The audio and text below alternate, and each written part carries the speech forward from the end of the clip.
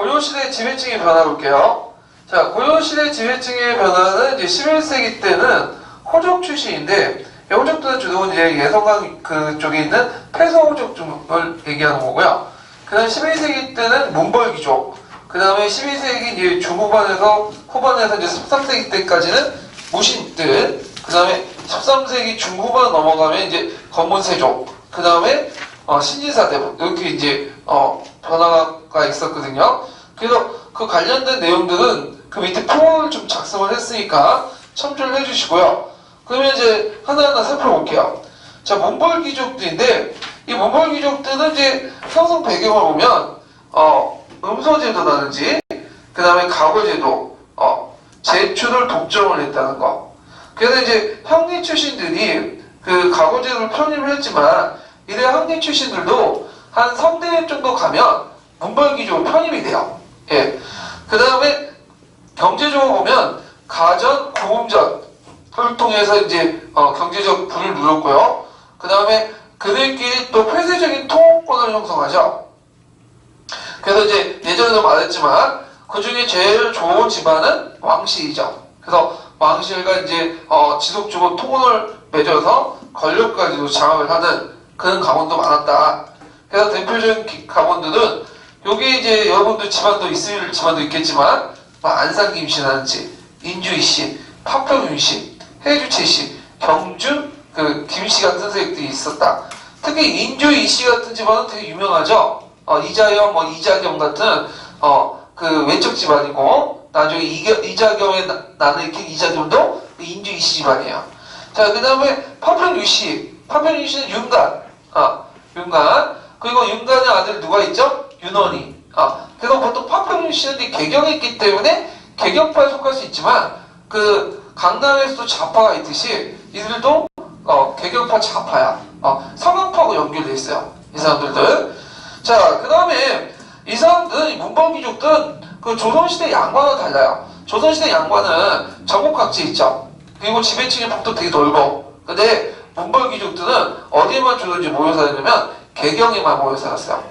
그리고 얘들도 물론 원래는 본관이 있어요. 그렇지만 보통 이제 중앙 기종이 되고 그러면 관료가 되면 되게 개경에 모여 살고 개경에 태어나가지고 개경에 살다가 개경에서 죽거든요. 근데 묘지도 다 개경국으로 돼 있어. 자, 그래서 이들에게 그 기향이라는 것은 이때 기향이라는 것은 기양이 아니라 기향이야. 이때 기향이라는 것은 뭐냐면 자기 본관지로 돌아가는 형이에요. 근데 이 기향 조치가 그 당시 범죄, 그 제로 인식했어요. 왜 제로 인식하냐? 자기가 지금까지 쭉 살아왔던 곳은 어디예요? 개경이죠. 근데 갑자기 자기 선조의 본관으로 돌아가. 본관 돌아가자 뭐 있어요? 없죠. 중앙 권력에서 더 멀어질 뿐이고, 그리고 본관에는 또 자기 일족이라고 하지만 아주 먼 일족이 있죠. 그리고 거기에 이제 그 세력 가지고 있는 그런 지방 세력도 있어. 그러면 거기 가봤자 자기가 위세를 떨칠 수도 없고 오히려 신분적으로 어떻게 될까? 하락해요.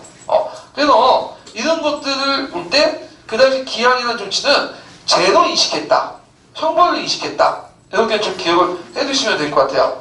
그래서 성격은 상당히 보수적이고 상대적인데 그걸 이제 알 수 있는 것이 이들이 쉽게 금나라에 항복을 했다는 거. 사대 정책을 취했다는 걸 알 수 있죠. 자, 그리고 이들은 고구려 계승의식보다는 신라 계승의식이 되게 강하다는 거. 그리고 왜냐면 그들의 성본자의 상당수가 어떤 계층이 많죠? 육두풍. 신라 육두풍 계층이 많고, 그 고조 중기 때는 그 신라 계승의식이 되게 강해요. 그리고 예전에 말하자면 현종 즉위 이후부터는 고조의 왕계가 바뀌었죠. 모계 쪽이 뭘로 바뀌었어요? 신라 계통으로 바뀌었죠. 그래서 한동안은 신라 계승의식이 강하다. 그게 다시 뒤집어진 것은 무인 정권 때, 이제 외적 그 몽골과 싸우면서 고구려 계승의식이 강해지기 시작했다. 좀 기억을 해두시면 될 것 같아요. 자, 그 다음에 문인은 그냥 건너뛰고요. 그 다음에 이제 건문세력들을 보자. 건문세력들. 고조 후기 때의 지배세력 건문세력 볼게요. 자, 거기에 이제 그 고조왕 충성한 때, 고조사 충성한 때 기사들 보면 그 건문 집안들이 쭉 나와요. 그래서 이제 되게 다양한데 문벌 귀족이 있고요. 그 다음에 무신정권기 때 등장한 그 세력들 있죠. 그 다음에 무신정권 이후에 최후정권이 문인들 많이 등장했죠. 특히 향리 집안의 출신들. 그래서 능무능리한 계층들을 등장했고, 이때 이 중에 검은 세력들이 나오죠. 능문능리가 뭘까요?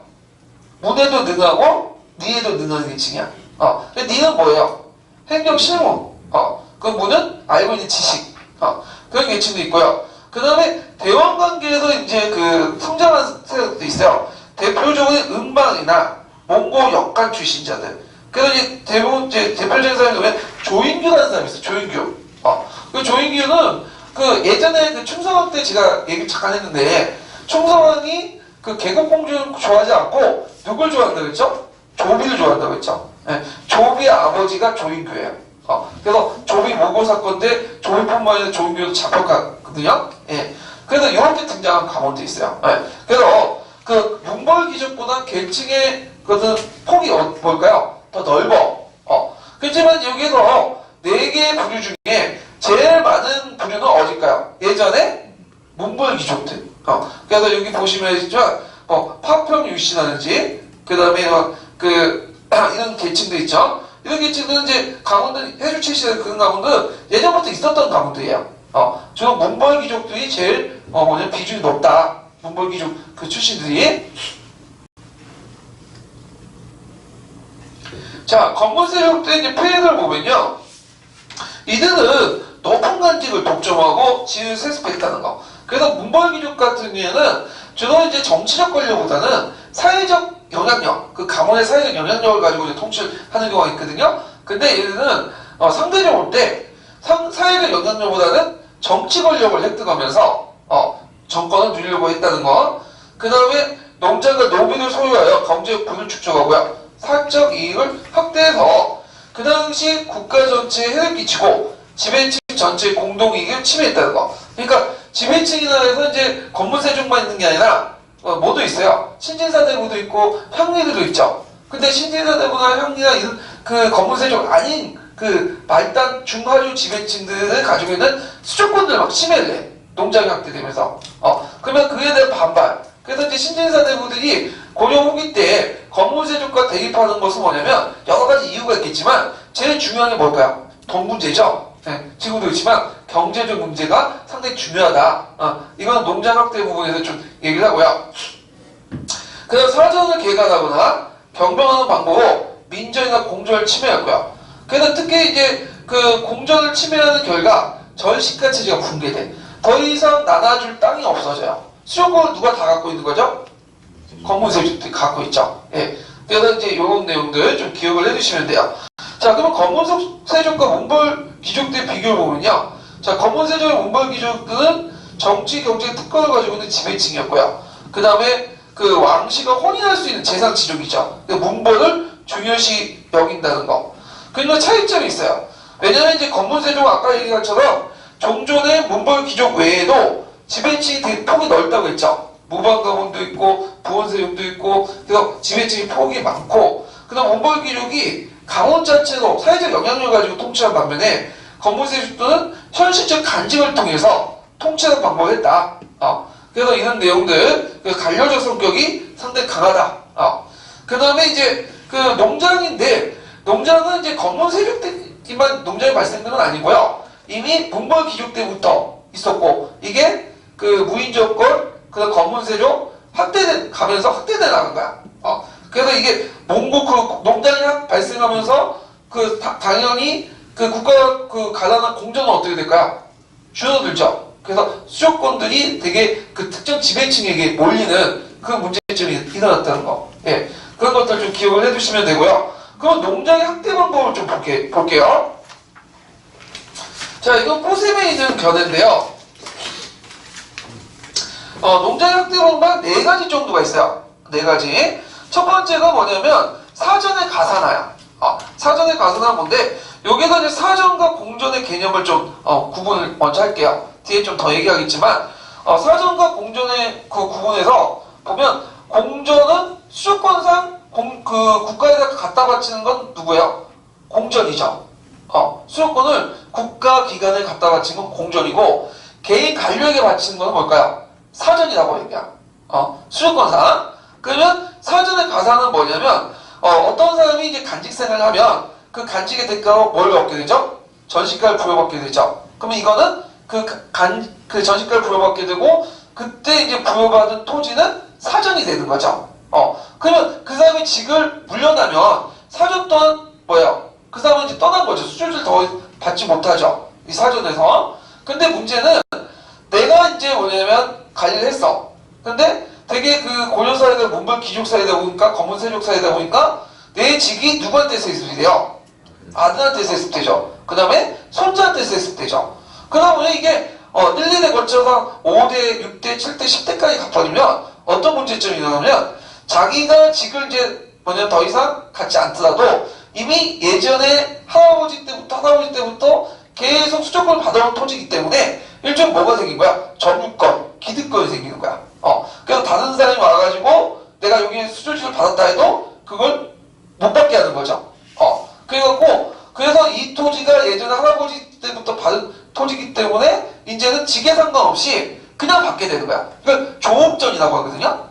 이게 법적으로는 안 되는 얘기인데 간행적으로 이게 돼요. 그래서 이게 뭐라고 하냐면 사전의 가산화. 이렇게 이제 볼 수가 있죠. 그래서 이제 영대 정유체계가 형성된다. 그러면 어떤 문제점이 일어나냐? 자, 지배층들이 이제 있는데 사전을 받은 사람들은 계속 늘어나. 이런 식으로 하면. 근데 간직은 뭐죠? 한정돼 있죠. 그러면 이런 과정에서 간직에 침입하지 않아도 계속 사전을 받아보면 새롭게 간직에 침입한 사람은 어떻게 될까요? 수조지가 없는 거야. 그러다 보니 이제 이 수조지를 둘러싸고 대립이 일어나. 그러면서 이제 있고, 그러다 이제 대전주와 소전주의 갈등. 그리고 계속 영대 정유 체계가 형성되면 이제 밑에 있는 그 백성들이 국가의 말을 듣겠어요? 해당 수조지를 갖고 있는 집안의 말을 듣겠어요? 집안의 말을 듣게 되죠. 그래서 이건 국민의 3인화 형성인 거야. 그래서 첫 번째 케이스는 이런 사전에 가산화해갖고 수조권을 뭐냐면 바탕으로 농장이 형성된 거죠. 이게 제일 일반적인 형태의 농장이에요. 자, 두 번째는 뭐냐면 사업회전을 발급받아요. 이 사업회전은 뭐냐면 항무지나 진앙지를 개간할 수 있는 권리를 주는 거야. 그래갖고 이제 왜 이런 것들을 이제 줬냐면 몽고와의 전쟁 과정에서 그 다음에 여러 외침 속에 버려진 땅들이 많거든요. 그래갖고 그때 이제 그것을 개간할 필요가 있겠잖아요. 그래갖고 이제 당시 지배층들에게 사패전을 줬어. 그러면 사패전을 주면 이걸 개간을 해요. 그러면 당연히 그 개간자의 소유권이 되겠죠. 거기에다가 또 뭐가 설정되냐면 면세권이 설정돼. 그러니까 소유권과 면세권 동시에 얻는 거죠. 그래서 두 번째 것이 있다. 그 다음에 세 번째는 토지 경병이에요. 토지 경병은 남의 땅을 뭐예요? 거의 반강제로 뺏는 거죠. 예. 그래서 여러 가지 방법이 있어. 하나가 문계를 조작하는. 문계는 뭐냐면 그 당시에 토지 문서야.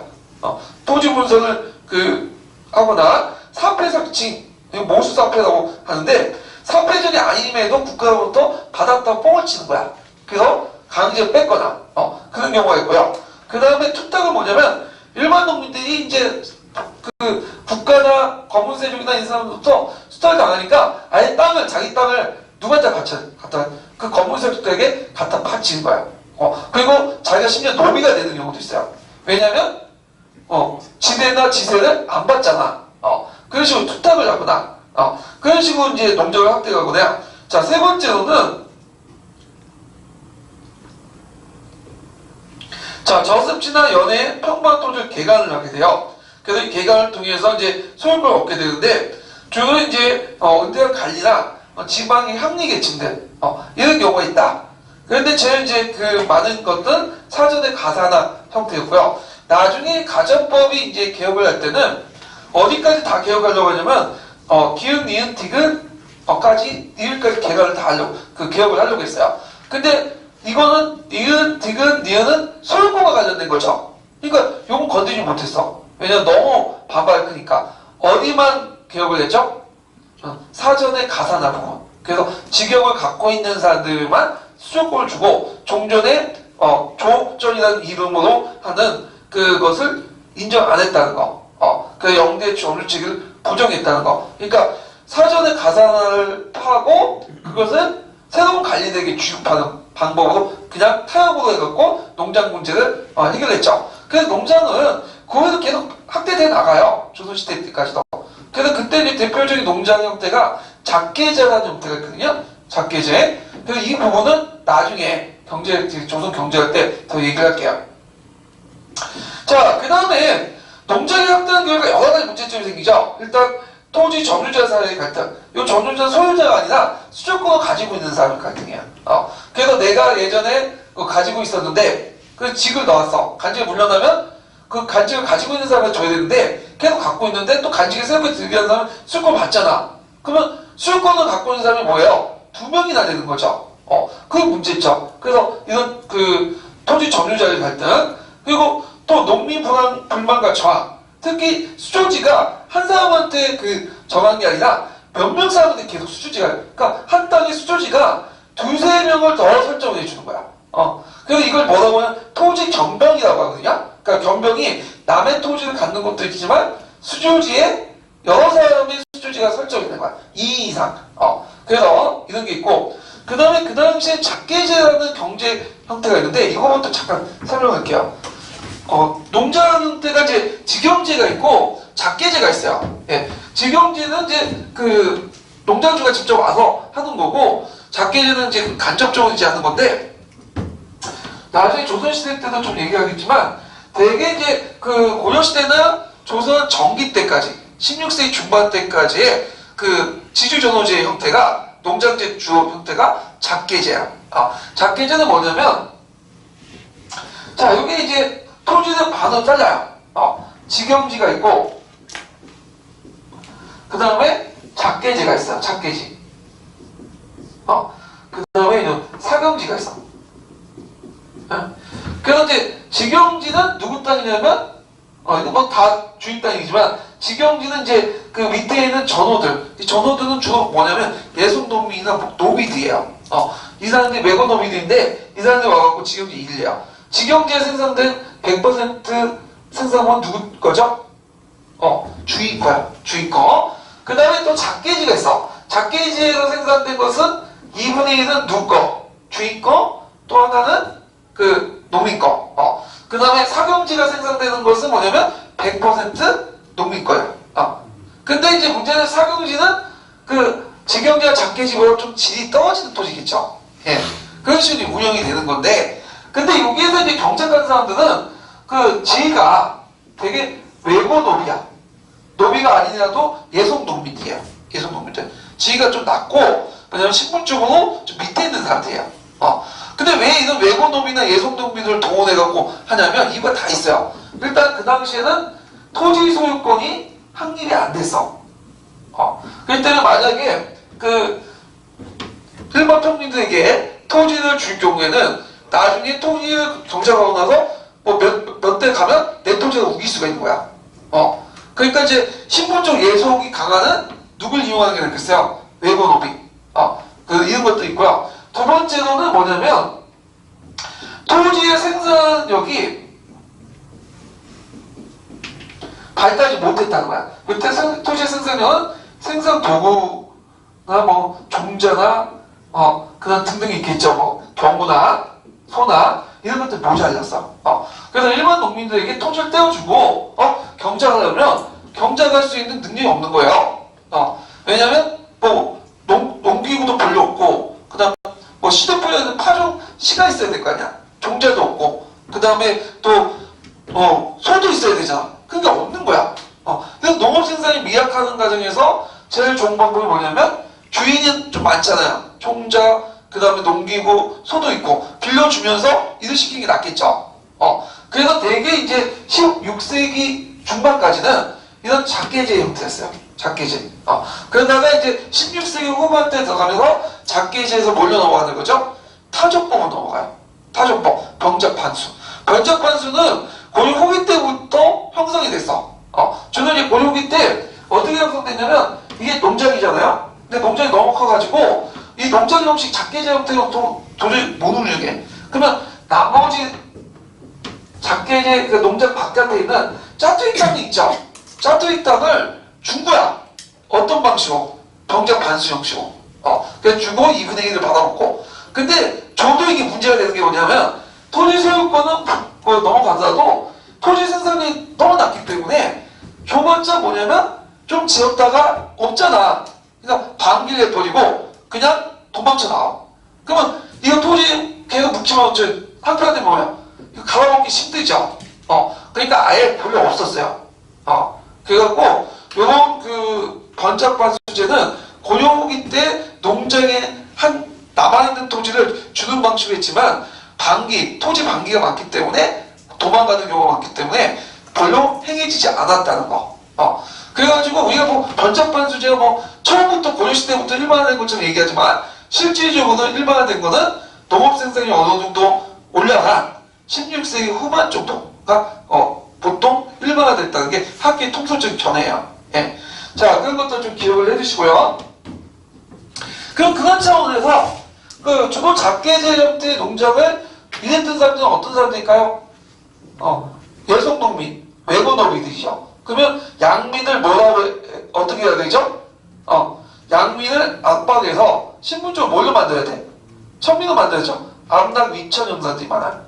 그래서 우리가 이제 그 고려후기 때 보면 전민 변전 사업을 그렇게 많이 했던 것도 그 작계제 운영 형태에서는 그 천인이 필요했거든. 그렇기 때문에 이 천인들을 많이 만들어냈어요.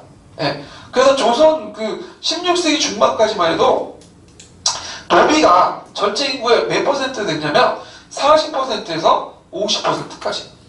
그러다가 이제 타조법이 일반화되는 과정에서 19세기 초반에 가면 노비 인구가 5%가 팍 떨어져요. 그 많은 노비가 이제 어떻게 된 거죠? 양이나 되는 거죠. 근데 그 전까지는 16세기 중반까지는 이 암랑 위천 형상들이 되게 많았고 그 밑에는 작계제라는 농장제 형태가 있었다. 이렇게 연결시켜서 보시면 돼요.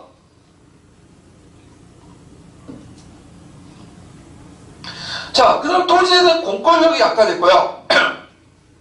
자, 관리들이 이제 더 이상 지급이 불가능해요. 그 녹가전이 있는데 이 녹가전 같은 경우는 뭐냐면 그 밑에 보면 이제 이 문제를 해결하기 위해서 그 녹가전제를 실시했어요. 그 경기 파원 지역에 그 당시 이제 지급했죠. 원종 때. 그 경기 파원은 이제 지금 경기도가 아니라 개성 주변에 있는 땅이야. 예. 서울 경자 경기 기자니까. 그래서 이제 경기 파원인데 원래는 이제 그 신인사대군이나 이런 관리들에게 주려고 했는데 이 녹가전조차도 뭐가 되는 거야? 농장가 되는 거예요. 그래서 더 이상 나중에 지급할 토지가 없게 되는 거죠. 자, 그러면 정부의 대책은 두 가지인데요. 하나는 전민 변전 사업.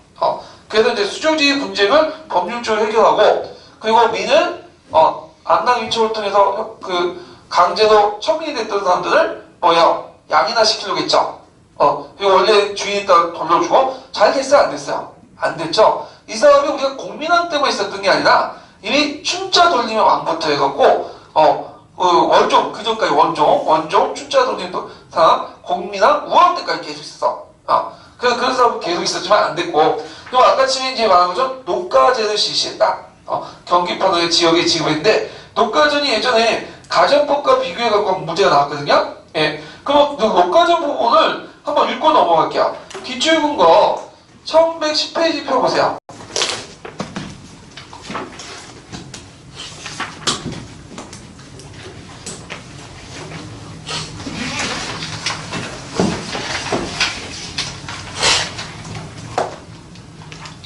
자, 그 녹가전이 예전에 기초원에 나왔기 때문에 한번 전반적으로 다 읽고 넘어갈게요.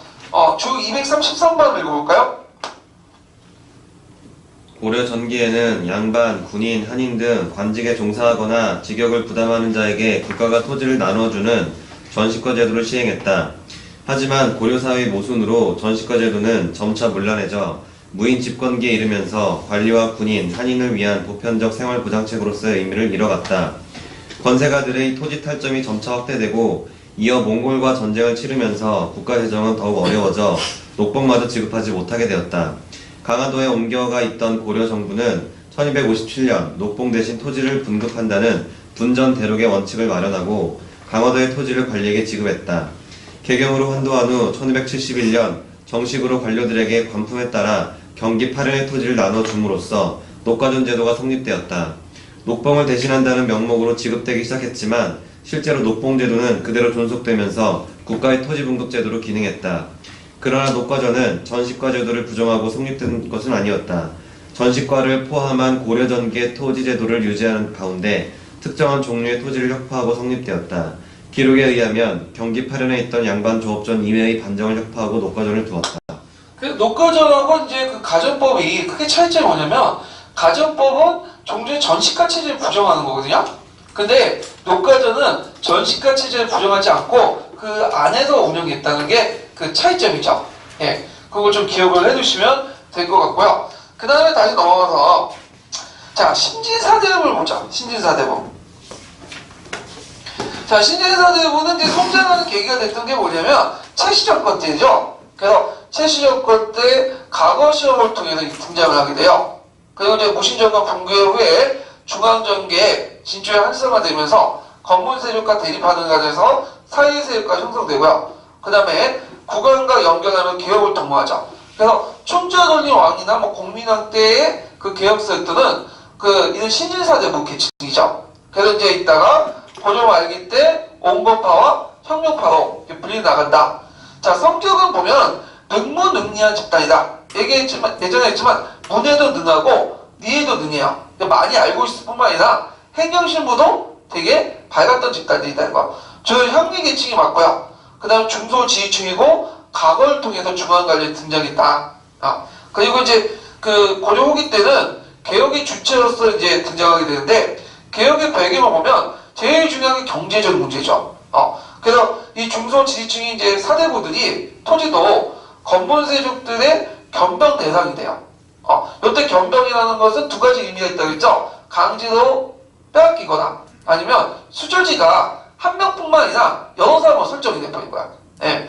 그러다 보니까 이제 사대부 또는 이제 소전주죠. 그 다음에 이에 대해서 건문세 대존주 간의 갈등이 일어났고, 그 다음에 원의 간섭 아래서 수치지의 물량, 그 다음에 일반 백성들뿐만 아니라 신인사들 기반하는 위협을 했다는 거. 예.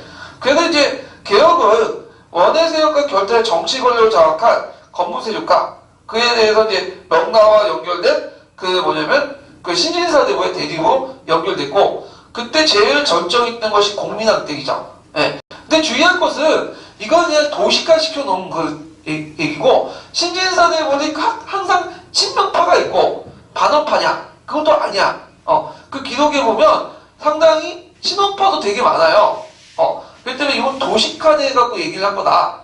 좀 기억을 해두시고, 신진사대부가 이 친원으로에서 완전히 이제 뭐냐면 반원으로 넘어가는 계기는 어느 왕 때냐면 충무왕 이후로 보시면 돼요. 그래서 충무왕 이전에 그 신진사대부라고 지칭하는 사람들 상당수가 친원 쪽으로 이렇게 분류하는 사람도 많아요. 예. 그래서 이걸 딱 도식화시켜서 말하기는 좀 힘들다. 그렇지만 교과서 통론에서 그렇게 설명하고 있으니까 좀 알아두시고요. 자, 그동안 이제 신흥 무인세력과 정치가 결합되면서 건문세력을 누르고 조선왕조를 개창했다. 네, 이렇게 나오죠. 자, 그럼 건문세력과 이제 신인사대의 비교를 좀 볼게요. 교과서 통론 정도의 입장에서 이제 비교한 건데, 일단 건문세력은 상대적으로 중앙이고 보수의 집권층인데 반해서 신진사대부들은 지방 출신이고 신은 관료 출신이라는 거. 그다음 건문세력은 경제로 상대적으로 대주주에 반해서 신진사대부는 중소지주, 자영농민 출신이었다는 거. 그 다음에 정치적으로는 건문세력 음소를 통해서 진출하려고 하는데 신진사대부는 과거제도를 진출했다. 근데 요거에 대해서 또 다른 견해도 있어요. 왜냐면 건문세력들 집안으로 분류한 사람들 보면 되게 음소도 있지만 과거를 통해서 들어간 사람도 있고, 심지어는 원나 때 잠깐 과거 시험이 있었잖아요. 원나 과거 시험에 합격한 사람도 많아. 그게 예전에 한번 한국사 능력 기출 문제 때 고급 문제 나왔어요. 좀 약간 다른 견해도 있다. 좀 기억을 해두시면 되고요. 그다음 건문세력도 도평구사사를 장악하고, 신진사대부들은 행정적인 정치적 실무 능력을 했기 때문에 저 밑에 하급관리들 했죠. 그 다음에 외교적으로는 건문세력 친원파, 그 다음 신진사대부는 친명파, 이렇게 이제 구분할 수 있다. 그죠? 자, 그 다음에 나중에 이게 이제 신진사대부들이 뭐와 뭘로 분류되죠? 온건파와 혁명파로 분류돼요. 그래서 이제 그 분류된 그 내용은 뭐냐면 온고파드는 구분판어가거든요. 구분판은 뭐냐면 예전에 고려의 법과 제도가 좀 잘못됐으니까 그 고려나 왕조를 그냥 유지한 채 예전의 법과 제도를 큰 틀을 유지하되 잘못된 것만 고쳐갖고 개혁하자.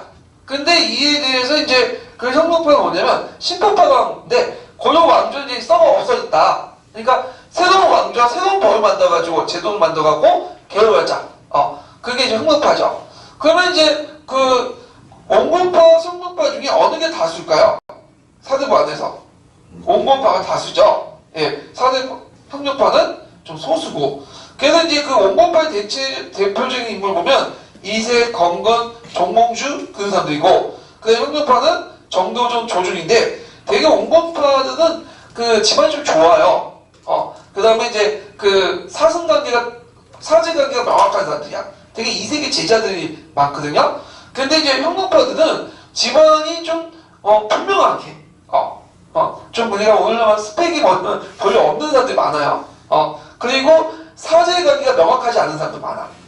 그래서 이제 상대적으로 온건파들이 좀 있는 집안이고, 그 다음에 형목파들이 없는 집안 출신이야. 특히 정도전 같은 사람은 집안이 항리 출신이라고 하는데 아버지는 향리라고 보고 있는데 어머니 쪽이 노비야. 그러다 보니까 이 사람도 일찍 직전에 오면 뭐가 되고, 원칙상은 노비죠. 그리고 그 자기 부인도 노비야. 그러니까 그 자식도 노비가 되는 거죠. 근데 하도 이제 이 사람 잘나다 보니까 예의가 있긴 있는데 그 정도적인 별로 집안이 안 좋아. 그래갖고 있는데 원래 이제 그 기득권자는 그렇잖아, 많이 가지고 있으면 어떻게 돼요? 보수적인 경향이 있죠. 없는 자들이 어떻게 해? 뭔가 개혁적이잖아. 물론 그 사람들도 이제 있어지면 자기 걸 가지면 어떻게 해? 점점 보수화되지만 하여튼 그런 경향이 있어요. 그래서 온건파하고 형목파가 이제 나눠진 계기가 우리가 보통 위화도 해군이라고 보는데 위화도 해군은 아니에요. 위화도 해군까지는 나름대로 동조를 해줬어. 온건파나 그 뭐냐면 그 급집 형목파가. 근데 온건파 형목파 완전히 나눠진 계기가 되는 뭐냐면 그 윤희 2초 사건 때문에. 윤희 2초 사건. 그 전에 폐가 입진한 사건 있죠? 폐가 입진. 폐가 입진이 뭐죠? 예? 우왕과 차왕은 뭐예요? 예. 그 신돈의 자식이기 때문에 새로운 왕실을 세워야 된다. 그래서 공약을 내세웠잖아요. 그래가지고 폐가 입진까지는 그 뭐냐면 온건파가 동의를 해줬어요. 물론 온건파도 다양하기 때문에 그 안에 동의하지 않는 사람도 있어요. 그 대표적인 이색 같은 사람도 있죠. 예. 그렇지만 그때 이제 온건파의 대표인 정몽준 여기까지는 동의해줬어. 근데 언제 갈라졌냐면 그 좀 생소하겠지만 윤희 2초 사건 때문에. 윤희 2초 사건. 이 윤희 2초 사건이 뭐냐면 윤희와 이초라는 사람이 원나라에 가가지고 원나라가 아니라 그때 명나라네. 명나라의 예부에 가서 그 당시 그 실권자가 누구였죠? 이성계였죠? 그 당시 왕이 누구였냐면 공양왕이었어. 그래서 이성계와 공양왕이 손을 짜가지고 요동을 공격한다. 그리고 명나라를 따랐던 사람들 다 제거했다. 제거하려고 한다. 그런 것을 누구한테 알렸냐면 명나라 예부에 알렸어. 근데 이제 이때 이제 그 고려 사신이 그 얘기를 듣고 누구한테 얘기해줬냐면 이성계한테 얘기한 거야. 이성계 황당하죠? 왜냐면 자기는 친명파인데 왜 명나라를 따는 사람 다 제거해? 자기는 요동이나 명나라 공격할 생각은 없는데, 이거는 이성계를 반대하는 사람이 이성계가 모함을 해가지고 한 얘기다 하면서 그 당시 이제 이성계가 그 당시 그 누구야? 정몽주 그 다른 사람도 있죠? 좀 약간 미약한 사람들, 그 분부하는 공양한 부리들, 그러니까 그 고려 왕실의 자기 반대파들 다 제거를 시켜버려.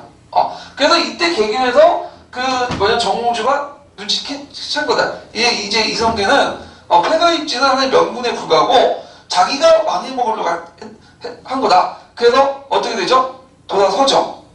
그래서 이제 윤희 2초 사건을 계기로 해가지고 이게 뭐냐면 정몽주가 돌아서게 되고, 보통 학계에서는 이걸 계기로 해서 뭐가 되는 거야? 온건파하고 급진파가 이렇게 분리 나간다 이렇게 보고 있어요. 예.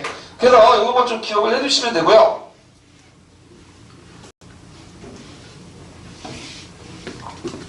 자, 온건파하고 이제 형용파 내용들 보면요, 전반적으로 보면 그 온건파 대표적인 이색이고 주로 이제 자주 문생 같은 것들 음소제를 상대적으로 좀 강조된 반면에 그 형용파 같은 경우에는 음소제와 자주 문생제도 부정적이야. 왜냐면 형용파 스펙이 없잖아. 스펙이 없다 보니까 음소나 자주 문생은 절대 자기가 유지한 제도가 아니에요. 예. 두 번째 토지제도의 측면에서 보면 그 토지제도 물량 자체는 있지만 이건 수치 운영의 문제이기 때문에 그것만 개선하면 된다. 근데 이에 대해서 형용파들은 기존의 전시가치를 다 부정하죠. 심지어 어떤 생각을 갖고 있냐면 그 개구수전이다 해갖고 그 토지 소유권까지 부정을 하고 그걸 누구한테 나눠줘요? 농민들에게 나눠주려고 했어. 그래서 했지만 이건 너무 반발이 크기 때문에 하여튼 기존의 전시가치를 부정하고 수조권이 많아도 뭐냐면 개혁을 하려고 했고 그래서 나타난 게 가전법이죠. 예. 자, 그 다음에 경제적 이해 기반을 보면 상대적으로 그 온건파들은 대토지 소유자가 많고 형용파들은 뭐냐면 좀 약간 그 없는 자들이 많다. 예. 그래서 손토지거나 자영농민이거나 이런 사람이 있고요. 그 다음에 이제 사상의 차이를 보면 그 온건파는 절대적 군주가 아니야. 이 말은 뭐냐면 비록 왕이 무능하더라도 뭐냐면 부패하더라도 왕이기 때문에 계속 모셔야 된다는 거야. 근데 이제 이에 관해서 형용파는 그 맹자의 무슨 사상이 있죠? 맹자의 역사적 운동 있죠? 그래서 이 정도전이 맹자를 되게 좋아했다고 해요. 근데 또 아이러니하게 맹자의 책을 추천했던 사람이 누구냐면 정도전, 그 누구예요? 그 정몽주죠. 정몽주하고 정도전이 막연한 그 친구 사이거든요? 그래갖고 정몽주가 먼저 이성계를 알고 정도전을 이성계에 소개시켜줬어. 그리고 그때 이제 무슨 책을 거냈냐면 맹자를 열심히 읽어라. 근데 맹자에 뭐가 나와있어? 역사운명이죠. 그래서 왕이 왕달치려 놓으면 뭐예요? 왕을 갈아키고 왕조조차도 갈아치울 수 있는 거죠. 그래서 이 사람들은 상대적인 군주관을 갖고 있어요. 그래서 이제 그 국가의 어떤 그 뭐냐면 그 어떤 그 명문보다는 어떤 현실 위주의 어떤 국가관을 가지고 있다. 그래서 군주는 존재하는 건 그 자체가 충성의 대상이 아니라 대의 명분이 있고 백성들이 뭐냐면 위에서 일할 때만 있는 거다. 그래서 왕이 왕다야 되고 백성이 그러니까 신하내야 되는데 왕이 왕다우지 못하면 어떻게 돼요? 가르치는 거지 뭐. 어디에 영향을 받은 거죠? 맹자. 그래서 정도전 사상에 영향을 받은 책이 두 가지가 있어요. 맹자와 주례죠. 예, 두 가지가 조선 초기 때 운영하는 국정 지표였어요. 예, 그런 내용들 좀 기억을 해주시면 될 것 같고요. 그래서 이제 그 온건파, 형건파 부분은 다시 조선시대 때 더 얘기할게요. 자, 그 다음 사회시책과 법성을 이제 보죠. 이거 보기 전에 잠깐만 지배계 끝과 관련된 지도도 부분을 한번 읽고 넘어갈게요. 자, 265페이지 보세요.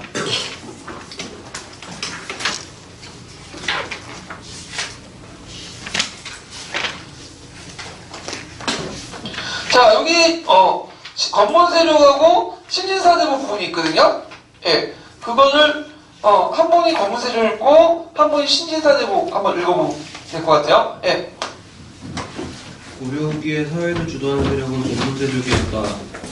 무신정변에 의해 문벌 기조를 몰락하고 무신이 주권층이 되었다가 무신정권이 붕괴한 이후에는 건문세족이 새로운 지배 세력으로 대두하였다. 이들은 무신정권 이후 전국 변동과 관련되면서 성장하여 출신 성분이 매우 다양하였다. 이를 구분해보면 다음과 같다. 1. 전기 이래의 문벌 귀족 가문 경주 김씨, 정안 임씨, 경원 이씨, 안산 김씨, 철원 최씨, 해주 최씨, 공암 허씨, 청주 이씨, 파평 윤씨. 2. 무신정권 시대에 무신으로 득세한 가문 언양 김씨, 평강 최씨. 3. 무신정변 이후 능문 능리의 신관임층으로 성장한 가문 당성 홍씨, 황려민씨, 횡천 조씨. 4. 대원관계 속에서 신흥세력으로 성장한 가문 평양 조씨. 이들 건문세족은 높은 관직을 독점하고 자신들의 지위를 세습시켜 나갔다. 그뿐만 아니라 막대한 농장과 노비를 소유하여 경제적인 부를 축적해가면서 사적인 이익을 확대시켜 국가의 제도를 통한 지배층 전체의 공동 이익을 짓밟았다. 그리고 사전 개간, 변병 등의 방법으로 민전이나 국가의 공전을 침식함으로써 국가 재정을 궁핍하게 하고 전시과 체제를 붕괴시키는 결과를 초래하였다. 예, 신진사대부는요? 신진사대부는 지방의 중소지주적 기반을 가지면서 형리 신분에 있었던 부류였다. 이들이 중앙 관리로 진출한 것은 무신 정권 아래에서 시작되었으나 정치 세력으로서의 역할은 무신 정권이 무너진 13세기 말년까지는 뚜렷하지 않았다. 그러다가 13세기 말 충선왕의 개혁 정치를 통해 중앙 정계에 진출하기 시작하였고 공민왕 때에 본격적으로 중앙 정계에 등장하였다. 신진사대부들은 권문세족에 비해 그 가문이 한미하였고 지방의 형리 출신이 많았다. 지방에서 중소지주적 기반을 가지고 있던 형리들의 자제들이 고려 후기에 새로이 성리학을 수용하고 학문적 실력을 쌓아 과거를 통하여 중앙정계로 진출하였다. 이들은 학문적 교양을 갖추고 정치적 실험에도 능한 학자적 관료로서 친원적이고 친불교적인 권문세족과 정치적으로 대립하였다. 또 중소지주층인 사대부들의 토지도 권문세족들의 경영의 대상이 되었고 원의 간섭하에서 수지체제의 문란으로 인한 폐해는 일반 백성뿐만 아니라 그들의 기반도 위협하는 것이었다. 따라서 이들의 개혁 의지는 피지배층의 처지를 수렴하는 것이었다. 신진사대부의 개혁은 원의 세력과 결탁하여 강력한 정치 권력을 장악하고 광대한 농장을 소유한 권문세족의 반발로 성공하지 못했고 공민왕 때에 이르러 본격화되었다. 그러나 공민왕 때의 개혁도 이를 뒷받침하는 신진사대부의 세력이 권문세족에 대항하기에는 역부족이어서 결국 실패로 끝났다. 결국 고려 말에 이르러 새로 등장한 신흥 무인 세력과 정치를 결합함으로써 마침내 권문세족을 누르고 조선왕조를 개창할 수 있게 되었다. 자, 거기에 이제 그 신진사대부들과 결합된 집단이 신흥 무인 세력인데요. 신흥 무인 세력은 이제 그 고려 후기에 되고 홍건조과 왜구들이 막 쳐들어오잖아요. 그때 이제 그들을 물리치는 과정에서 등장한 국민 영웅 2명이 있어요. 그게 누굴까요? 최영과 이성계죠. 그래서 이 최영은 주로 온건개혁파나 그 건문세력들하고 연결되어 있어요. 그래갖고 이제 친원적인 성격을 갖고 있다 했는데 왜 건문세력은 상당히 부정부패에 빠져있고 그런 느낌인데 최영은 뭐죠? 황금은 돌같이 여겨져갖고 되게 천명한 사람이고 근데 어떻게 연결이 안 되는데 이건 중요한 게 뭐냐면 개인적 성향하고 그 집단하고는 또 다를 수가 있어. 개인이 깨끗하더라도 그 주변의 집단들은 들어올 수가 있거든요. 그 대표적인 사람이 이제 김영삼 대통령 같은 경우는 맨날 칼국수만 먹었다 하잖아. 근데 주변에는 부정부패 다 해먹잖아. 그러니까 이게 꼭 연결되는 건 아니에요. 예. 근데 이에 반해 이성계는 최영보다 가문의 격이 확 뜨거워지죠. 이 사람은 이제 어디 시었던 친일파 집안이야. 그 원래는 그 이자춘이나 그 앞에 이씨 집안이 원래 전주에 있다가 상승총괄로 갔다고 배신해갖고 떼어준 거 아니야. 그래서 다루가치로 이제 그 집안이 있다가 이자춘 때 보니까 여기 그 원남 붙었다 안 되니까 이제 고려 쪽 넘어와서 고려 공명이 그 쌍성총괄 공격할 때 도와줬던 사람이었거든요. 그러니까 오진시보다는 뭐예요? 친일파죠. 예. 그러니까 근데 이제 하여튼 그 당시 이성계 집안은 그 하는 지역에서는 상당히 토착세력도 있고 자기 부하들도 상당히 많았어요. 물론 채영도 많았긴 많았는데 채영은 여러 지역의 병사들 끌고 온 병사들이고 수만 많았지 충성심은 별로 없었어. 근데 여기 그 이성계 집안은 예전부터 그 토보 세력이 있고 그 밑에 있었던 충성스러운 군대도 있었어. 물론 그 안에 여진족도 있었고요. 그래서 군대를 적었지만 상당히 강력했죠. 그래서 이성계가 이 군대를 이끌고 그 당시 홍건적이라든지 외구토부에 큰 공헌을 냈고 그 국민 영웅을 떠올리면서 이때 누구하고 손을 잡은 거죠? 정도전 같은 신진사들과 손을 잡고 결국에는 고려를 뒤엎고 조선을 만들기 시작한 거죠. 예, 이렇게 이제 좀 기억을 해두시면 될 것 같아요. 자, 그러면 다시 넘어가서요. 사회시책과 법속을 보죠. 여기 이제 좀 보시면 알겠지만 기출문제 풀어보시면 알겠지만 고려 사회사 부분은 거의 안 나와요. 네. 어쩌다 한 번씩 나오긴 나오는데 빈도가 되게 낮아. 네. 하여튼 뭐 그 사회시책을 보면요. 농림보호정책으로서 이제 농번기 때 부역의 동원을 금지하고요. 연재법에 의해서 제시, 조세 부역을 감면하고 이자가 원곡을 넘을 수 없도록 했어요. 그래서 고지대 이식을 제했는데 원곡을 넘을 수 없다는 건 100% 이하라는 뜻이야. 지금보다 훨씬 높죠? 예.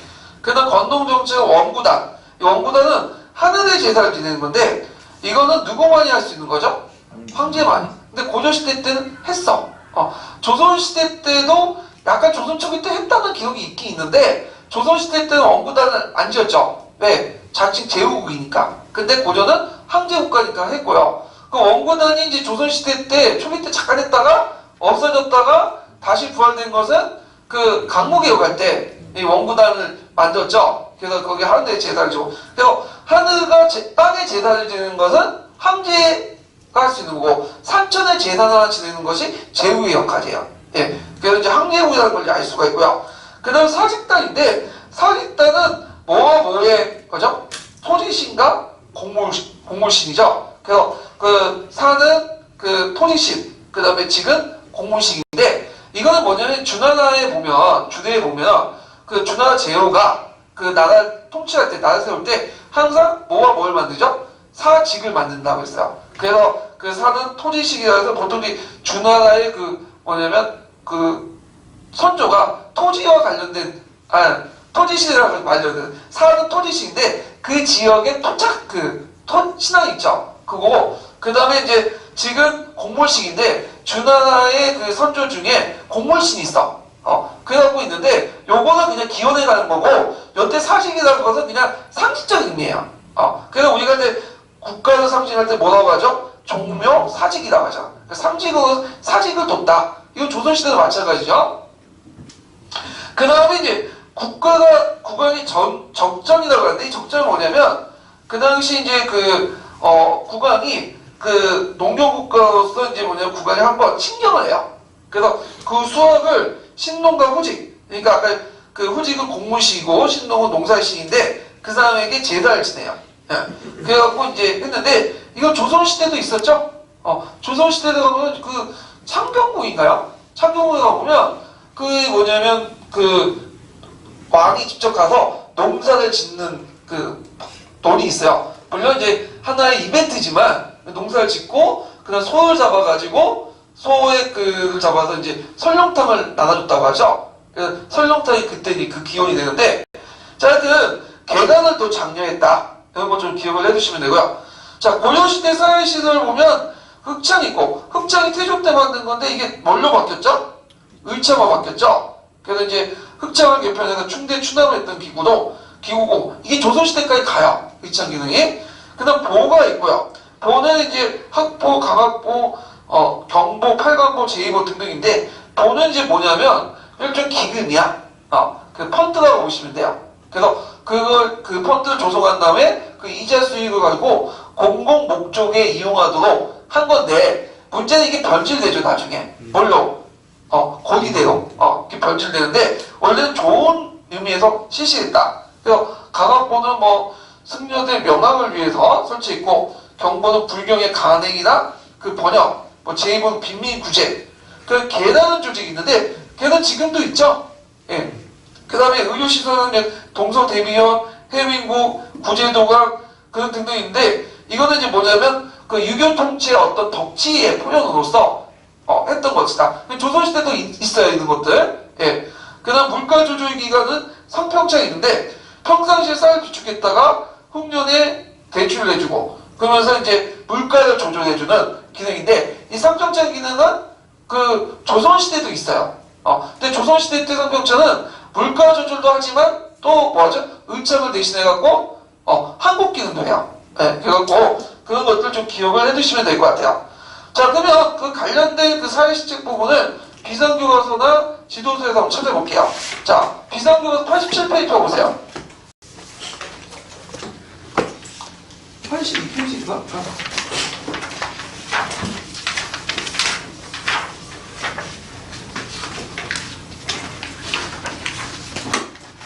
87페이지.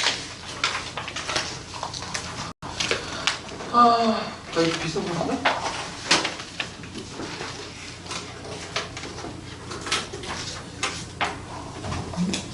아닌 것 같은데.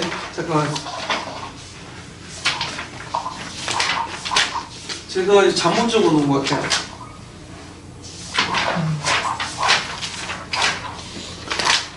아, 미대인이네. 제가 잘못 봤어요.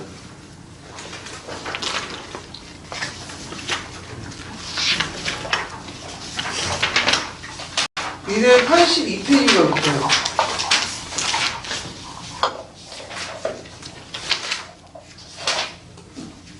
87페이지인가? 87페이지. 네. 자, 거기 미디엔 87페이지 한번 볼까요? 읽어보세요. 국민 생활의 안정을 위한 사회 시체, 국가의 안정을 위해서는 조세를 부담하는 농민의 생활 안정이 필수적이었다. 이에 국가에서는 여러 가지 제도와 시책을 실시하여 농민을 보호하였다. 일창은 평상시에 곡식을 마련해 두었다가 흉년에 빈민을 구제하는 제도였는데 봄에 양식이나 종자 등을 빌려주고 가을에 받게 하였다. 개경과 서경, 12목에 설치된 삼평창은 풍년에 고가가 떨어지면 곡물을 사들이고 흉년에 고가가 올라가면 싸게 내다 팔아 물가를 조절하였다. 의료기관으로는 개경의 환자 치료와 빈민구제를 담당하는 동서대비원과 백성에게 의약품을 제공하는 해민국 등이 있었다. 또한 기금을 마련한 뒤 그 이자로 빈민을 구제하고 질병을 치료하는 죄의보도 설치되었다. 한편 귀족, 사원 등에 의해 고리대가 성행하면서 빚을 갚지 못하여 몰락하는 농민이 생겨났다. 이에 고리대의 피해를 막기 위해 이자율을 법으로 정하고 이자가 빌린 액수가 같게 되면 그 이상을 받지 못하도록 하였다. 예. 자, 그 다음에 이제 지도서 관련된 내용을 찾아볼게요. 지도서 388페이지 봐볼게요.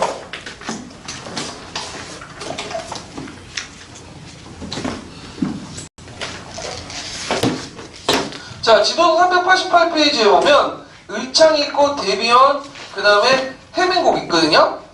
대비원 같은 경우에는 이제 고조시대 구호기관인데 개경의 동쪽과 서쪽에 각각 하나 있었다고 해요. 그래서 동서 대비원이라고 이제 불렸고 주로 이제 그 병자를 치료하거나 기아를 고통받는 사람들에게 의복과 식량을 나눠주는 그런 역할을 했고 그리고 이거 영향을 받은 조선 초기 때 있다가 이게 조선 때는 하진으로 계칭을 하게 되죠.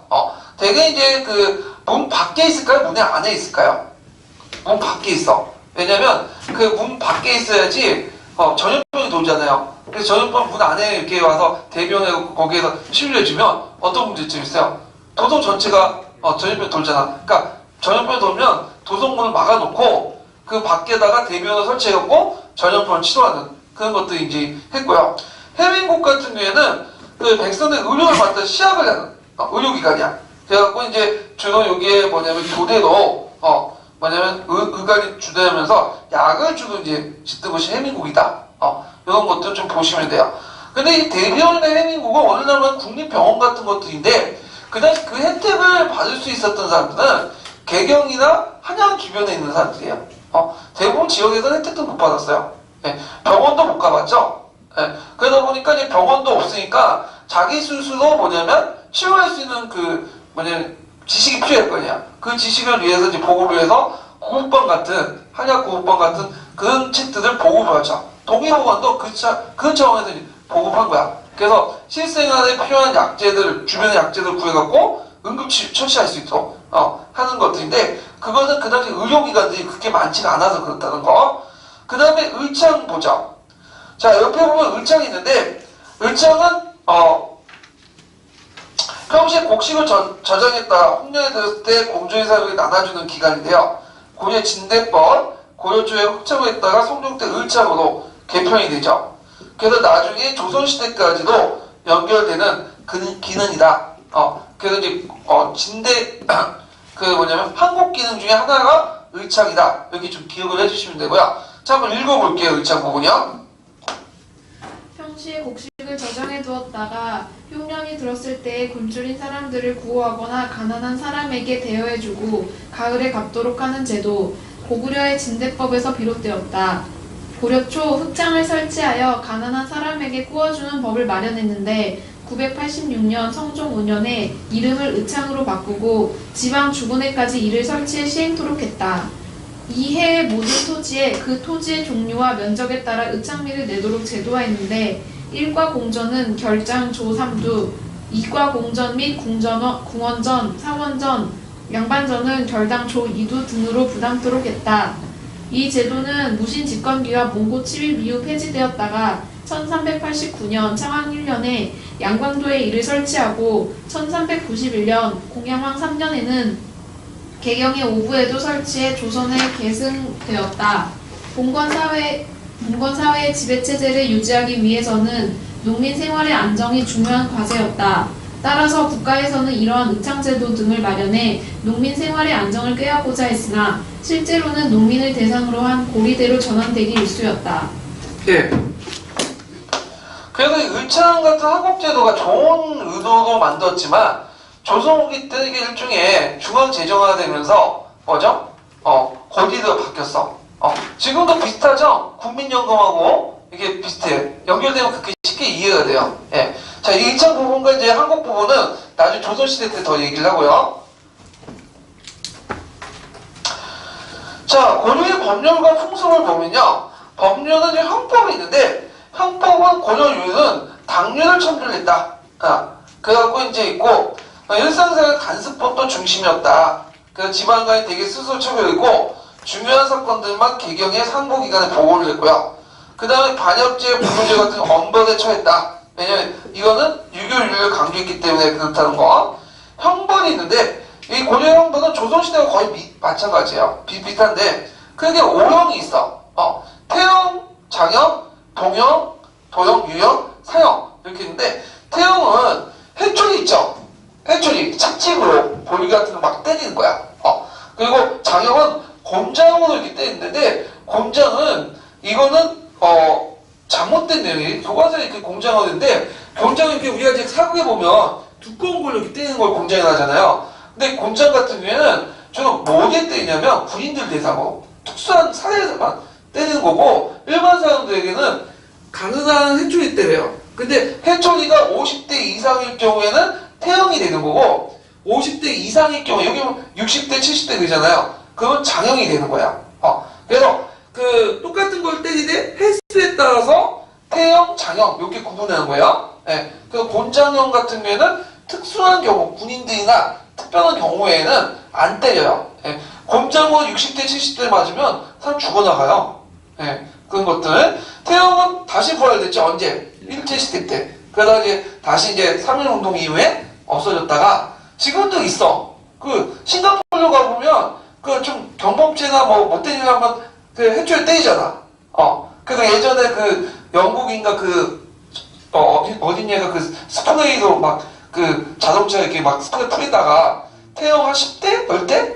맞은 걸로 이렇게. 우리나라도 좀 심각하게 도입할 필요가 있어. 얘들 보면 이제 그 열받는다고 그냥 막 선생님 푸시고 그러냐? 백미러 같은 거 푸시고 그러는데 그런 놈 잡아서 한번 태형을 때리면 절대 그러지 않는다고. 예. 그래서 있는데 그래서 그런지 몰라도 싱가포르가 깨끗하고 치안이 되게 좋거든요. 자, 하여튼 있고 도형은 뭐냐면 징역형인데 징역형은 우리식으로 이렇게 가다 놓는 게 아니라 가다 놓고 어려운 일을 시키는 거야. 그래서 이제 이게 도형이고요. 그 다음에 유형은 죽이기는 그래서 이제 기한이 있어요. 멀리 보내는. 그래갖고 이제 이것도 당률과 명률에 보면 2002, 2005에 3000인데 현실적으로 우리나라에 이게 안 적용돼요. 왜냐면 우리나라 기도발자 2000이 안 넘죠. 1000이 왔다 갔다 하는데, 그러니까 2000을 맞추기 위해서 돌아서, 돌면서 하면서 이렇게 가는 거. 그러니까 갈 때 직선항로가 아니라 그냥 돌아가면서 2000을 맞추는 식으로 이렇게 이제 하는 거고, 근데 서양 같은 경우에는 교용과 처명이 있어요. 교용은 교수형이고, 처명은 배워주기는 형이죠. 네. 그리고 이제 그 외에도 능지처참이라고 그 사지를 잘라주기는 그런 형도 있고, 그다음 그 외에 뭐 팽형이라고 있는데 팽형은 삶아 죽이는 형이 있는데 그 우리나라에서는 그 팽형이 있긴 있지만 삶아 죽이지는 않고 일종의 이제 삶아 죽인 척해. 그래서 이 사람은 이제 집에 둬서 없는 척하는 거야. 사회에 아주 매장되는 그런 형이 팽형이에요. 예. 다른데 뭐 여러 가지 형벌들이 있다. 자, 그다음 뒤에 넘어가세요. 기한형이 있는데 기한형 제가 얘기를 했죠. 이거는 이제 그 고향에 돌아가는 그 명령인데 이 자체가 형벌이야. 기양이 아니라 기향이야. 그럼 아까 얘기한 것처럼 이것은 지배층에 의해서 제거된다는 거예요. 예. 그래서 이제 형벌로 인식했는데 그건 고려시대의 문벌 귀족이나 검문 세력들이 주로 어디에 살았기 때문이죠? 개경에 살았기 때문에 그런 형벌로 인식했다는 거. 자, 그 다음에 풍습을 보자. 자, 풍습 같은 경우인데 보통 이 풍습 부분에서 특히 많이 나와요. 여기. 그래서 이제 그 결혼제도와 상속제도 이런 것들에 좀 기여를 할 필요가 있어요. 자, 금성교과서 일단 118페이지 펴보죠.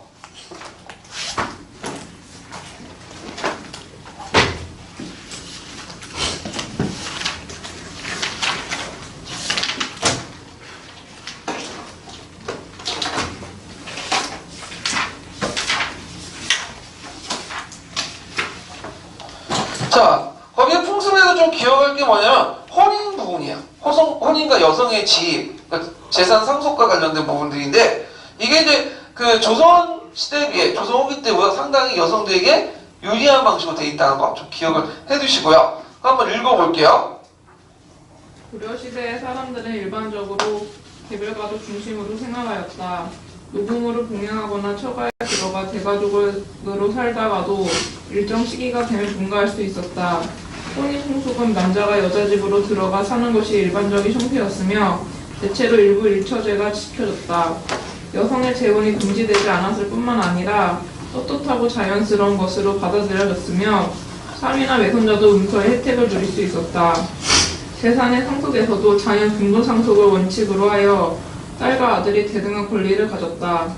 결혼 후에도 부부의 재산은 어느 한쪽에 일방적으로 합병되지 않았고 다음 세대에 상속될 때도 그 출처를 분명히 구분하였다. 이러한 상속제도에 따라 아들과 딸은 부모에 대한 분양과 제사의 의무를 동등하게 부담하였다. 고려시대 여성들은 남녀 차별 없이 태어나 순서대로 호적에 등재되었으며 결혼한 후에도 호적에서 지워지지 않았다. 결혼 생활 중에는 가정 경제와 자녀 교육의 주도권을 장악하였으며 가족을 거느리는 호주가 되기도 하였다. 또한 고려의 여성들은 자신의 재산을 갖고 사업에 투자하거나 각종 기부를 통해 사회적 영향력을 행사하기도 하였으며 남편을 통해 국가 정책에도 영향을 행사할 수 있었다. 다만 고려시대에도 정치 면에서는 남녀 차별에 뚜렷하여 여성들이 관직이나 공적인 사회기구에 취임할 수는 없었다. 자, 그러면 이제 보죠. 자, 결혼은 예전에 말한 일부 일처제가 원칙이에요. 물론 예외적으로 왕실 같은 경우에는 일부 다처제는 예예요. 왜냐면 왕실은 일부 다처제를 취했던 이유가 뭘까요? 그 당시 왕자들을 생산을 해야 될 거 아니야. 여기 출산이라고 해야 되고 생산이라고 해. 보통 많이 생산을 해야 되겠죠. 예. 그래갖고 결혼을 이제 많이 일부 다처제로 하겠지만 그 중에 이제 결혼 많이 한 사람 있죠. 왕건이 29명을 했는데 조선 고려시대 왕들 다 통틀어서 결혼을 제일 많이 했던 사람이야. 이 사람이요. 그 다음에 일부 이제 고려 후기 때는 원난의 영향을 받아서 일부 다처제를 이제 시작했는데 이것도 제도화된 건 아니고요. 사회 간획적으로 실시했고 일부 지배층만 했고 박유가 눈치 없이 그걸 제도화시키려고 하다가 그 많은 여성으로부터 욕을 얻어 먹었죠. 예. 그래서 이제 이런 것들 좀 보시면 돼요. 자, 여자는 18살 전후, 남자는 20살 전후로 이제 결혼했고 초기 때는 전기 때 근친혼, 동성이 성행됐고요. 왕실에 성행됐죠. 그래서 이제 심지어는 초창기 때 보면 자기 이복 동생하고 결혼한 것도 있어요. 예, 그만큼 근친혼이 되게 많았다는 거. 그래서 이제 공주 같은 경우에는 같은 왕씨끼리만 결혼해요. 물론 이제 왕자는 다르지만, 예. 자, 근데 이제 그 후기 때 들어가면서 유비의 영향을 받아 점점 동성 불혼조차도 근친혼 당연하고 동성 불혼조차도 뭐냐면 금지시키죠. 동성 불혼은 그 우리나라에서 있던 건 아니고 어디서 건넌 거죠? 중국시 제도예요. 예. 그 조선시대 때 들어가면 근친혼 그 근자도 못 나와. 그래서 이제 이런 것들이 뭐냐 지금까지 내려오죠. 그런데 일본 같은 경우에는 근친혼이 계속 남아 있어요. 유교의 영향을 받은데도 근처에 남아있는데 그래서 여러분들 그 간혹 가다 보면 사촌 동생하고 결혼해가지고 하는 경우도 있죠. 뭐 일본 총리가. 예. 그래서 아직까지 있다. 일본은. 그 다음에 이제 대리사회제라고 해갖고 이제 서유구가 솔서울인데 요자는 서자는 어디일까요? 서자는 사이 서자야. 그래서 사이가 어디에 있다는 거야? 부인집에 있다는 거야. 그러니까 부인집에 딸려 있다. 그런데 이제 대리사이제하고 좀 다른 게 뭐냐면 오늘날 대리사이제 다른 게 뭐냐면 보통 대리사이제는 입적이 되는 거죠. 그래서 들어가갖고 그 뭐냐면 처가 집안의 아들 역할을 하는 거잖아요. 근데 그건 아니고요. 맨날 있는 건 아니고 일단 결혼은 어디에서 해요? 부인집에서 해. 부인집에 있고 부인집에서 살아.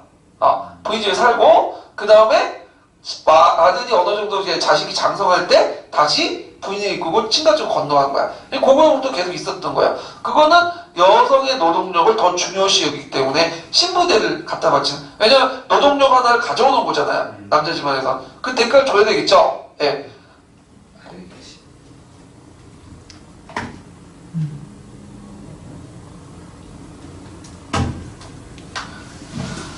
자, 그래가지고 있는데, 그러기 때문에 이제 여자 집에서 이제, 살기 때문에 남자가 당연히 장인의 눈치를 볼 수밖에 없겠죠.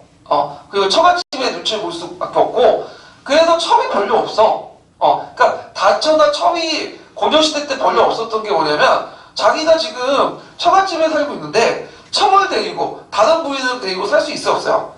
구조적으로 불가능하죠. 괜히 데리고 살다가 맞아 죽잖아. 예. 그러니까 이제 그 도저히 있을 수 없는 거고. 그 다음에 이제 하여튼 난기 여가혼이라고 하죠, 이거를요. 그래서 이제 거처가 부와 처가가 혼재되고 처가의 노부모도 그 부양을 하고 그 다음에 주로 결혼은 계급내혼. 계급내혼은 뭐야? 동생혼이다. 예. 같은 계급끼리 결혼한다. 그 다음에 상장제도를 보면 국가는 유교적 규범에 따라 시행하려고 권장을 해요. 근데 민간에서는 좀 어떤 방식으로 하냐면 불교나 정통의식, 도교의식에 따랐고 그 다음에 그 제사도 보면 윤회봉사 해갖고 그 아들, 딸 상관없이 뭐예요? 돌아가면서 이렇게 하는 거죠. 상당히 민주적으로 한 것 같아요. 예. 자, 그 다음에 사원은 별표 2개 쳐놓으세요. 보통 사회 풍습 같은 거 나오면 요 부분에서 많이 나와요. 예. 자, 거기 재산 상속과 이제 여성의 지위 상속을 보면 그 상속은 주로 이제 상속 대상 토지, 노비, 곡물 이런 것들이 대상하고요. 노비도 상속 대상이에요. 그 다음 군분 상속의 원칙이다. 예. 그래갖고 아들, 딸 군분 없이 똑같이 나눠주는 거야. 그러면 노비가 예를 들어 3명이 있는데 아들, 자식 2명 있어. 하나하나 나눠 가졌어요. 그럼 한 명은 어떻게 할까요? 노비를 쪼개요?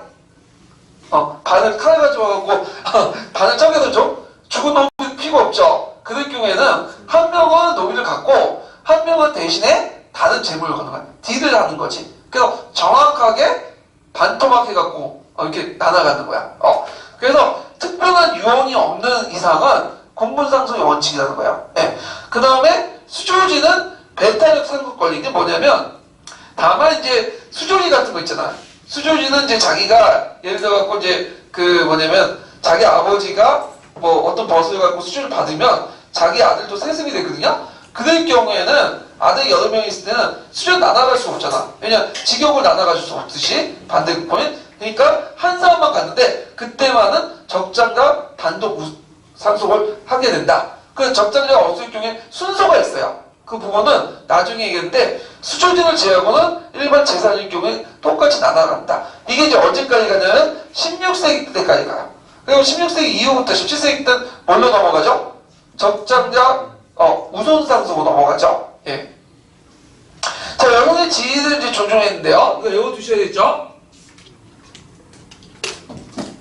조선 전기까지 가는데, 자, 남편 사망 시 부인이 재산 분배권을 행사할 수 있고, 그리고 호조 기재 시 호초의 부, 조, 증조, 외조를 똑같이 기록을 하고요.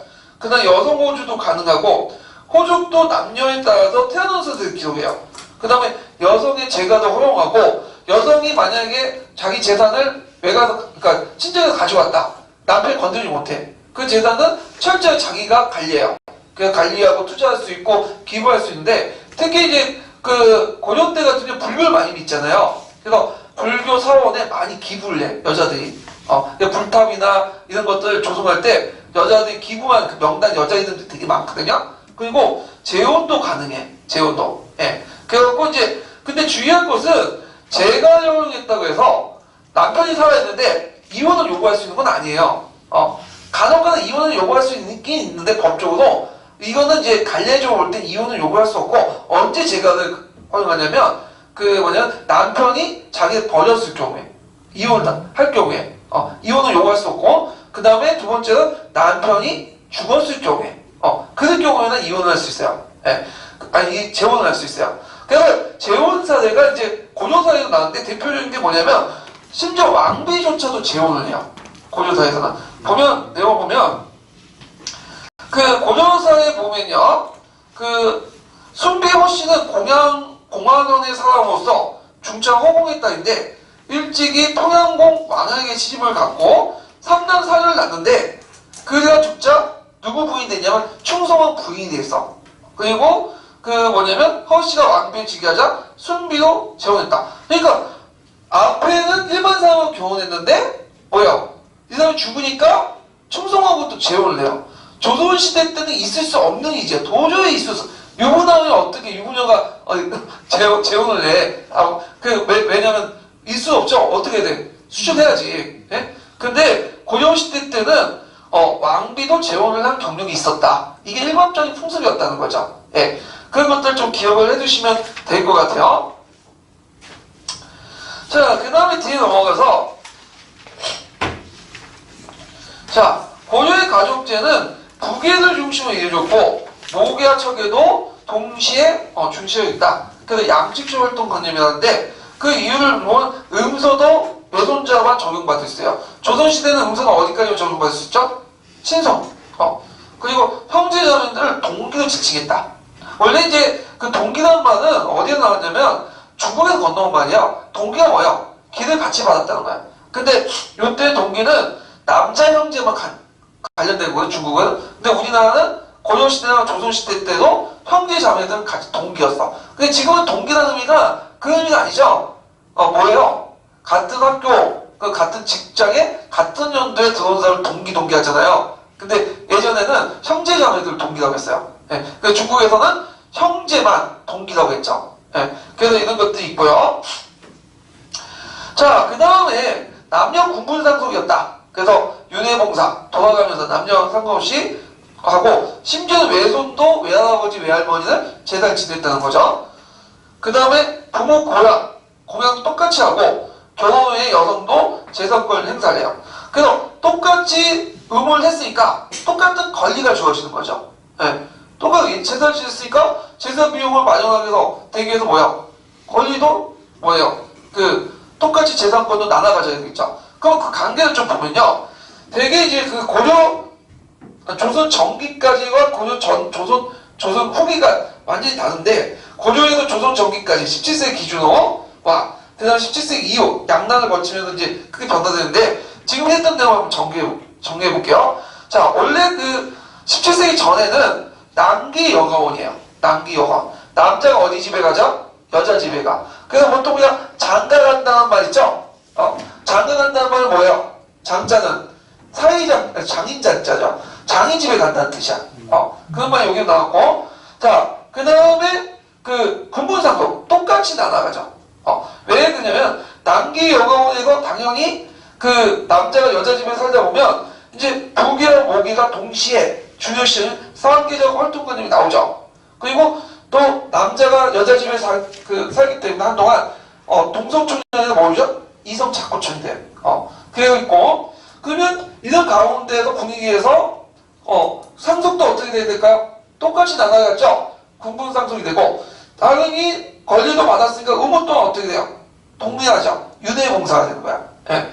그래서 있는데, 근데 17세기 전후에 그것이 바뀌었죠. 17세기 이제 전후는 양난이 끝난 후에 사회적 성리학적 지배 질서가 강화되죠. 그러면서 이제 이것이 생활풍습에도 들어가는데, 그게 친형제도예요. 친형제도라는 것은 원래 우리나라에 들어온 게 아니라 어디서 있었던 거죠? 중국에 있는 제도예요. 중국. 그래갖고 이 친형제도, 중국식 친형제도는 여자가 남자 집을 가는 거야. 그래서 거기 결혼식 해갖고 거기 사는 건데 그래서 시집간다고 하죠. 성리학적 윤리관에 맞아. 왜냐면 남자는 하늘이고 여자는 땅이고 그리고 남자는 높고 여자는 낮죠.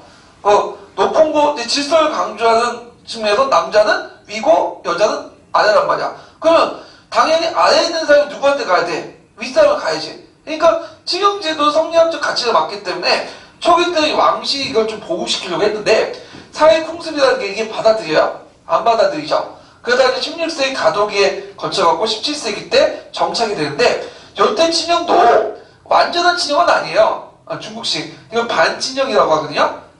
반 정도 받아들여. 결혼식은 일단은 남자가 와서 여자 집에 치러. 그리고 하룻밤 잔 다음에 여자를 데리고 어디 가는 거야? 그 남자를 데리고 오는 거야. 이 반친형인데 자, 그런 과정에서 이제 당연히 북의 혈통단점이 강화되고요. 그 다음에 동소청. 동소청은 뭘까요? 같은 집안이겠죠. 여자를 제외하고는. 그 다음에, 적자적 우송상속이 돼요. 그래서 이제 이때는 적자를 더 중요시하죠. 그래서 적자에게 많이 배당을 하고, 그러다 보니까 적자가 많은 땅을 갖게 되다 보니까 만속군들이 많아져. 대주주들이 등장하죠. 예전에는 그 대주주들이 등장할 수 없는 배경이야. 왜냐면 군분상속이기 때문에 3대만 지나면 어떻게 돼요? 다 쪼개지는 거야. 그래서 아무리 부자가 3대라도 망한다. 3대라도 부자 없다고 하잖아요. 그 말은 뭐냐면 지금은 그냥 그 돈을 후손들이 멋대로 쓰니까 이제 부자도 금방 망한다는 의미로 쓰지만 그 당시에는 군분상속 때문에 3대만 지나면 토지가 똑같아지기 때문에 나눠지기 때문에 대주주가 없어지는 거야. 자, 근데 여기에서는 적정적 우승상속이기 때문에 큰아들에게 뭐야? 적자에게 계속 지급되고 상속되기 때문에 만속분들이 많아지게 된다. 그 다음에 당연히 적정적 우승상속에서 적정량을 많이 받았으니까 재산 또한 어떻게 되죠? 창자가 재산을 지내야겠죠. 예, 이런 것들이 조선 후기 때 등장한다. 좀 기억을 해두시면 될 것 같아요. 자, 그럼 그 관련된 내용을 비상교과서에서 한번 또 확인해보죠. 비상 97페이지.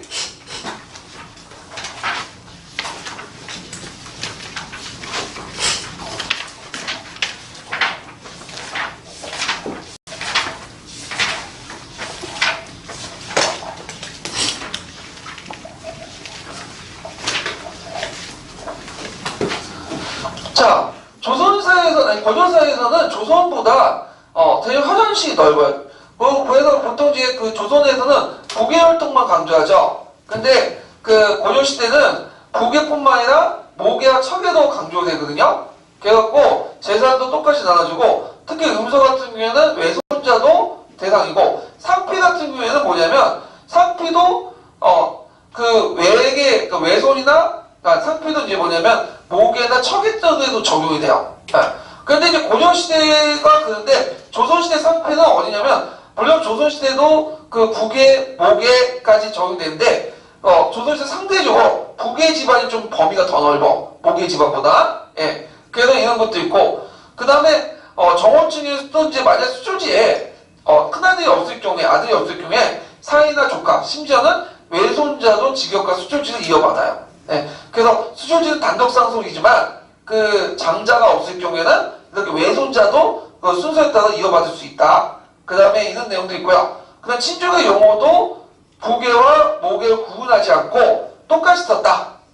그리고 우리는 지금 고모 이모를 달리 부르잖아요. 근데 아잡이라고 부르고 삼촌과 외삼촌은 아잡이라고 부르고 그 삼촌과 외삼촌은 아잡이로 이렇게 불렸죠. 예.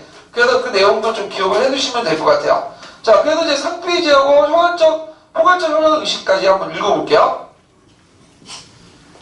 고려에서는 혈연을 포괄적으로 인식하였기 때문에 권리나 의무가 부계와 모계에 동등하게 적용되었다. 아들과 딸, 친손자와 외손자를 동등하게 여겼으므로 아들이 없어도 양자를 들이지 않았다. 재산을 아들과 딸에게 균등하게 상속하였으며 상속자가 자식 없이 사망하면 그 재산은 상속자의 형제자매나 조카 등 친족에게 돌아갔다. 이러한 포괄적인 친족 관계는 제도에도 반영되었다. 음서제에서는 고위 관리에게 아들이 없을 경우 사위나 조카, 친손자와 외손자가 음서의 대상이 되었다. 또한 상피제에서는 상피의 대상을 형제, 친삼촌과 외삼촌, 모든 사촌들의 순으로 균등하게 확대하였다. 직역을 세습하는 정호층에서도 아들이 없으면 사위나 조카, 외손자가 직역과 수조지를 이어받았다. 고려에서는 중국의 상복 제도를 도입하면서 친조부모와 외조부모의 상해 기간을 차별하지 않고 동일하게 애도하게 하였다. 한편 친족 용어도 부계와 모계를 구분하지 않았다. 조부와 외조부를 하나비로 불렀고 삼촌과 외삼촌을 아자비로, 고모와 이모를 아자미로 불렀다. 예. 그 다음에 이제 본관제를 보죠. 본관제는 이제 고려시대를 운영하는 운영 원리인데, 발생 배경을 보면 이제 남한 열조 때 그 상하관계가 성립되면서 만들어졌고, 특히 이제 그 일정한 지역에 일정한 시족이 전차되는 토성을 인정하면서 그 당시 본관제가 실시됐죠. 그래서 토성에 입각해서 본관이 설정되고, 그 본관을 보고 그 사람이 어느 지역의 어떤 출신이며, 그 다음에 자기의 어떤 사회적 지위를 가늠하는 그 기준이 됐던 것이 본관제예요. 그래서 초기 때는 그 본관제는 좀 신분제가 연관되어 있어요. 그리고 자기 본관을 떠나갈 수 없어. 다만 떠날 수 있는 것은 자기가 뭐 할 수 있을 때, 관리가 될 수 있을 때, 중앙관리가 됐을 때만 본관을 떠날 수 있어요. 근데 이제 11세기 들어가면서 이게 이제 본관에서 벗어난 사람들이 등장하거든요. 유민들이 발생하고, 그래서 이제 본관에서 벗어난 그 유랑민들, 유민이라고 하죠. 그래서 11세기 때 몽골 귀족들이나 이런 사람이 농장이 확대되고, 몽골족이 쳐들어오고, 그러면서 유민들이 늘어나. 그래서 종전 본관제를 유지할 수 있을까 없을까요? 없겠죠. 그래서 후기 때 들어가면 그 본관의 의미가 달라져. 예전에는 신분지 하나의 뜻에서 이제 운영했는데, 요때는 그 선관 기능, 그러니까 자기 조상이 어디에 있다는 걸 알려주는 거야. 그래서 예를 들어 내가 밀양박 씨고 김해기 씨면 예전에 먼 조상이 밀양에 있었고 어떤 조상은 김해에 있었다. 그거만 알려주는 그런 것도 있고, 또 하나는 문벌의 어떤 수단. 내가 예를 들어 화평유씨다. 그러면 좋은 집안이네요. 그 정도에 머물렀다. 그래서 이렇게 이제 조선 고려 초기 때보다는 고려 후기 때 느슨해졌다. 이렇게 좀 기억을 해두시면 될 것 같아요. 자, 그 다음에 향도를 이제 풀어보기 전에 관련 기출문제 좀 풀고 넘어갈게요.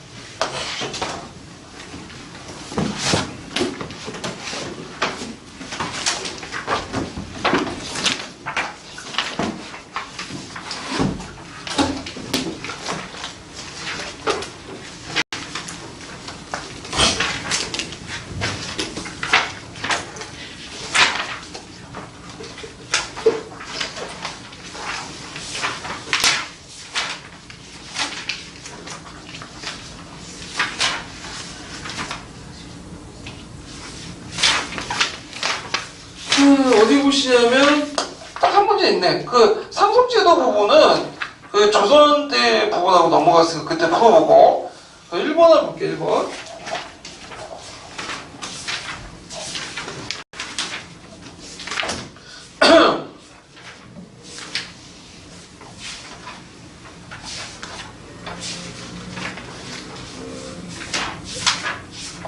잠깐만요.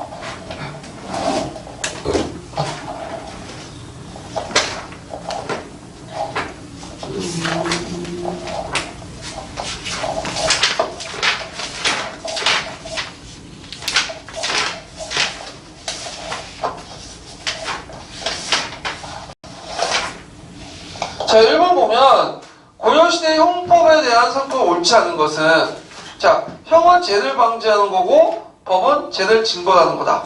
네. 여기 형이라는 건 뭐죠? 율이죠, 율. 그러니까 법이라는 건 법령을 의미하는데, 그러니까 법령이라는 것은 이제 그 행정법이나 그 외 일반 법규를 말하는 건데 거꾸로 됐어요. 그래서 형은 죄를 지었을 때 율은 처벌하는 거고, 법은 뭐죠? 죄를 짓기 전에 막는 거죠.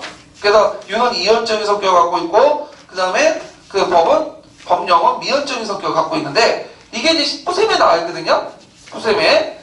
거꾸로 돼 있고, 그 다음에 2번은 국기, 십질, 속절 등의 형의 집행을 받았다. 맞죠? 국기라는 것은 이제 그 제삿날, 임금이나 왕후, 전의 임금이나 왕후의 제삿날 말하고, 그 다음에 그 십질 같은 경우에는 이제 뭐냐면, 그 당시 이제 그 제대에서 이제 그 예배를 할 때, 연불을 할 때 이제 그 정해진 그 날이 있어요. 그래서 자신의 업적을 그 뭐냐면 아니 자신의 업을 아니 자신의 공덕을 비는 그런 날은 이제 십제일이 되는데 그런 게 있고 속조는 뭐냐면 이제 우리가 월등 절기가 바뀔 때 제사를 지내잖아요. 그럴 때 이제 그 뭐냐면 그 속절이라고 하죠. 그런 것들을 좀 있는데 이런 것들은 이제 국가 행사이기 때문에 형의 집행이 금지됐어요. 예. 그 다음에 선본을 보면 그 중들이 민가에 와서 머무는 것을 금했다. 이거는 조선시대 때 도성출입 금지법이라는 게 있어요. 그래갖고 이 건국대전 명시되어 있는데 그게 이제 있긴 있는데 조선시대 내용이에요. 그래서 고려시대 때는 그 없는 걸로 이제 알고 있어요. 중들이 민가에 와서 머물려고 그만 건 없었고, 이런 것들은 이제 조선시대 때 내용이고요. 그 다음에 사고는 친척 간의 같은 부서에서 벗어나는 것을 피했다. 상피제죠. 예, 이것도 고려나 조선시대 때 있었던 건데, 이건 중국의 송나라에 영향을 받은 거죠. 예. 그래갖고 여기 쭉 있는데, 답이 지금 1번하고 3번이에요. 1번, 3번. 그래서 이게 어느 게 정확한 답인지 모르겠어. 그때 답을 공개하지 못해가지고요. 예, 그 답이 중복되어 있는 것 같은데 뭐 나올 가능성은 거의 없으니까 그냥 넘어가시면 될 것 같아요. 예, 이 부분은